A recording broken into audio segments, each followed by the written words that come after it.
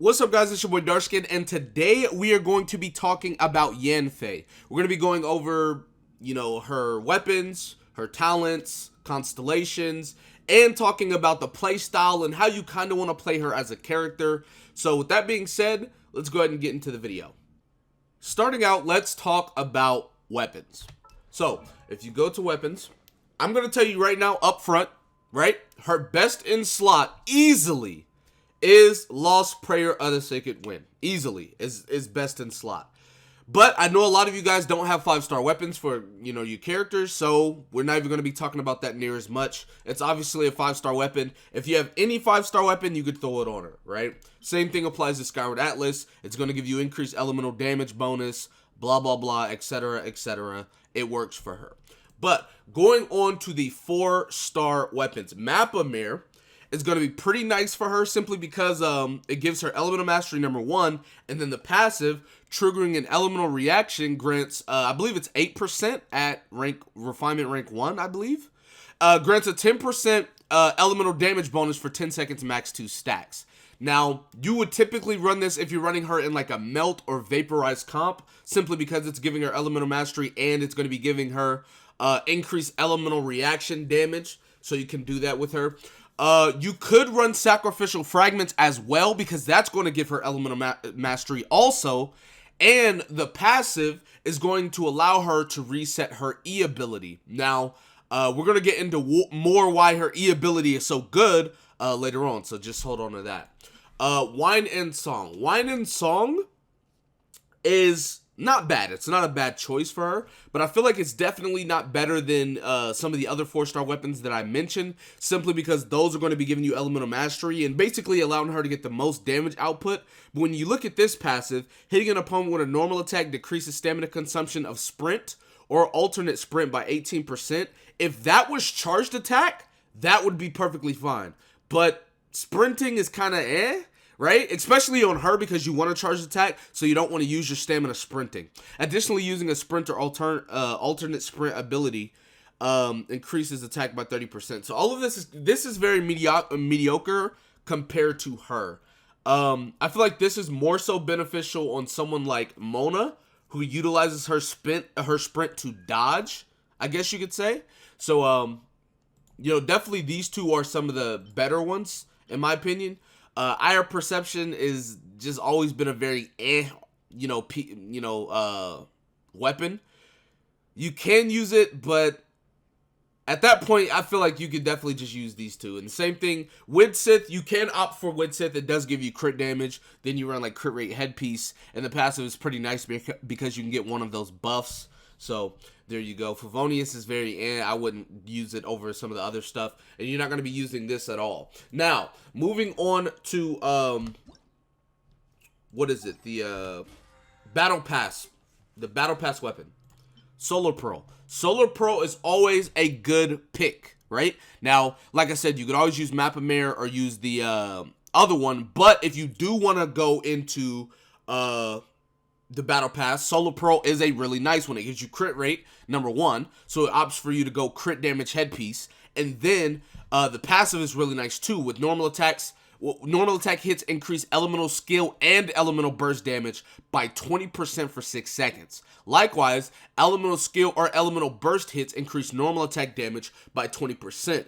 That's really good because you have to normal attack with her to get her stacks up to do her charged attacks. So you're going to be normal attacking. Likewise, whenever you use her elemental skill, you also get stacks to use your charged attack. So it all works really well together as far as her. So, Solar Pearl is a really nice pick as well. And you can also go for the Black Cliff. Black Cliff's going to be giving her crit damage. It's going to be giving her attack percent. It's going to be able to allow her to dish out a lot of damage as far as that also. Now we're going to be moving on to her talents.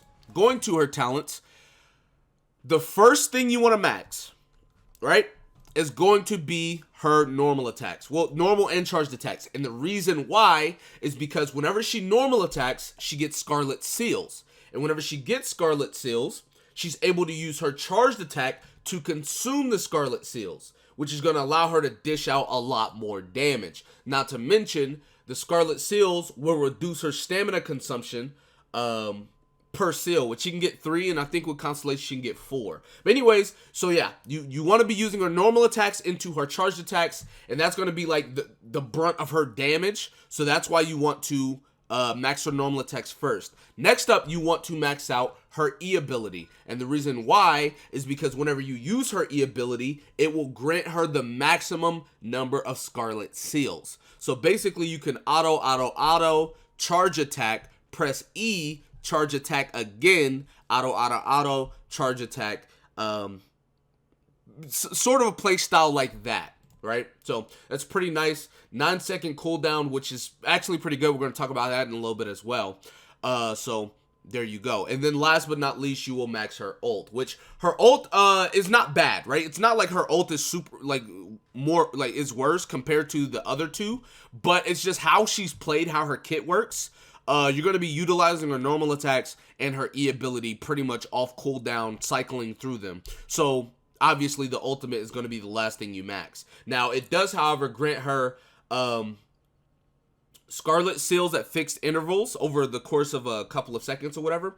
It increases the damage dealt by her charged attacks, which is really nice. And it lasts for duration 15 seconds, and the cooldown's 20 seconds. It costs 80. Now, if this was like a 40 energy cost, then you could opt for maxing this second. But since the energy cost is so high, you're definitely not going to have this off cooldown. So, you know, it's just further saying that you want to max her normal attacks and then her E ability first. Moving on to what you should build for Yanfei. The obvious choice and answer is going to be 4-piece Crimson Witch set. Now, the reason why I say that is because, number one, the 2-piece is going to give you pyro damage bonus, obvious. And then the 4-piece is going to give you overloaded and burning damage increased by 40%, which she is all pyro, right? Since she's a catalyst user. And it increases her vaporize and melt damage by 15%, which you are most likely going to be running her in a melt comp to dish out as much damage as possible, or melt or vaporize comp anyway. Using an elemental skill increases the 2-piece set bonus by 50% of its starting value by 10%, max 3 stacks. The reason why this is so good is because it's 10 seconds, right, is the duration. And if you look at her E ability cooldown is 9 seconds. So you're going to be using her E off cooldown to max stack Crimson Witch, cycling her seals and, you know, using charge attacks and everything like that. It's going to be a very, very strong character in my opinion. I think she's going to be dishing out a lot of damage. I feel like a lot of people are going to opt to use her. Well, if you like her, because she is an acquired taste, I feel like. I've never been the type of person to spam charge attacks like that. So she's an acquired taste, but I definitely think she can dish out a lot of really, really good damage. As far as what you would go on the pieces, for the Hourglass, you're going to go attack percent. Then you're going to go pyro damage bonus on the cup. And then the headpiece, you're going to go crit rate, crit damage. Now, I will say if you're running a heavy elemental reaction comp, you can opt for elemental mastery. I know a lot of people would do that with like Klee and D-Luke sometimes, you know, but just make sure if you're running elemental mastery, the substats are really good. You know, you want to have attack percent, crit rate, crit damage, and then like energy recharge as substats on that piece, because you don't want to run an elemental mastery main stat and then have horrible subs. It's not worth it. So there you go as far as that. Now we're going to talk about Yanfei's Constellations. I want to say up front, this is one of the only characters in the game that's a 4-star that you don't really need any of her constellations. Now, over the course of time, you're probably going to get some, and let me tell you, her constellations are good, but her base kit and how she works without constellations is really good as well. Starting out, her first constellation, it's going to give her stamina reduction whenever she uses charged attacks for each Scarlet Seal that she has, which is going to further diminish the stamina that she uses when using charged attacks. If you have her Constellation 1, she has 3 Scarlet Seals, so she's going to be reducing her charged attacks by 30%, and I believe with her passive, it's going to be, well, not passive, but her normal attack, it's going to be even more stamina consumption decreased, right? So base, it's what, 45%, and then with her C1, it's going to be all the way up to 75% stamina reduction, and that's not including the other constellation that gives her another one, right? But anyways, let's get into that later. Anyways, her C2 increases crit rate by 20% against enemies below 50% HP. Now, I talked to somebody about this, and they were like, how is this good? Is this actually that good? If you have her crit rate at like 70, right? If you get an enemy or a boss below 50%, her crit rate on her charged attack is now 90%. It's almost guaranteed that you will crit them at that point. So that's actually pretty good. +3 on her E ability, which is really nice because that's going to be the second thing you're maxing. Then you go here, when done deal, which is her ultimate, is used, creates a shield that adds up to that absorbs up to 45% of Yanfei's max HP for 15 seconds. Obviously, it absorbs pyro damage 250% more effectively. Now, this just gives her a little bit of survivability, which is really nice. Not needed, but it is nice for you to have if you want to survive a lot better. Now, moving on, +3 to her ultimate, obvious. And if you hear Kiana, she's right here, she's meowing, so, yeah. Anyway, and then her C6 gives her another Scarlet Seal. So basically, everything that her Scarlet Seals do will do even more. The stamina reduction, now instead of 3 Scarlet Seals, it'll be 4. There you guys go.